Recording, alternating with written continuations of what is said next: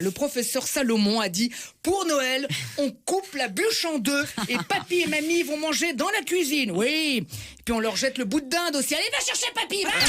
Willy Revelli met les points sur les i, matin, midi et soir, sur votre France Bleu ou francebleu.fr. Selon une étude de Cofidis, les Français s'apprêtent à dépenser 603 € pour Noël, soit 54 € de plus que l'année dernière. Bon, ils ont dû faire leur étude chez les Bettencourt, parce qu'après un an de crise, on nous dit qu'on est encore plus riche. Bon, bah alors vivement le Covid-20, on va tous finir millionnaires. Et bah alors dépensons. Alors là déjà c'est sympa, ils ont rouvert les librairies. On va de nouveau pouvoir retourner en boutique, flâner dans les rayons, demander conseil aux libraires et vite rentrer à la maison, commander son livre sur Amazon.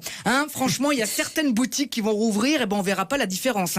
Tu prends un antiquaire ou un vendeur de cigarettes électroniques, eux ils ont plus de monde en boutique fermée qu'ouverte. D'ailleurs, faudrait qu'on m'explique pour la cigarette électronique. Depuis quand fumer ça c'est moins dangereux? On tire sur une pile. Moi, je suis sûre que la e-cigarette, c'est aussi grave. Mais bon, là, ça donne le e-cancer, tu vois, c'est plus classe. C'est plus moderne.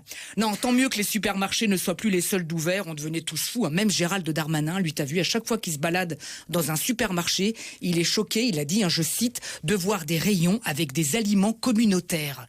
Communautaires? Des rayons de supermarché? Ah bon? Bah, je ne savais pas qu'avec mon paquet de Pépito, en fait, je planquais des clandestins mexicains dans mon placard. Merci Gérald, je vais faire gaffe maintenant chaque fois que j'ouvre une boîte de couscous carbite. Si ça se trouve dedans, il y a un islamiste qui va m'attaquer avec mon ouvre-boîte. Mais bon, allez, voilà. Dépensons pour ce Noël qui s'annonce vraiment chaleureux. Ainsi, hier, on en a parlé hier, le professeur Salomon a dit « Pour Noël, on coupe la bûche en deux et papy et mamie vont manger dans la cuisine. » Oui. Et puis on leur jette le bout de dinde aussi. « Allez, va chercher papy, va !» Mais enfin, oui. Faut-il qu'ils soient devenus fous pour dire des choses pareilles, ces professeurs qui se contorsionnent sur les plateaux de télé au lieu de rester auprès de leurs malades?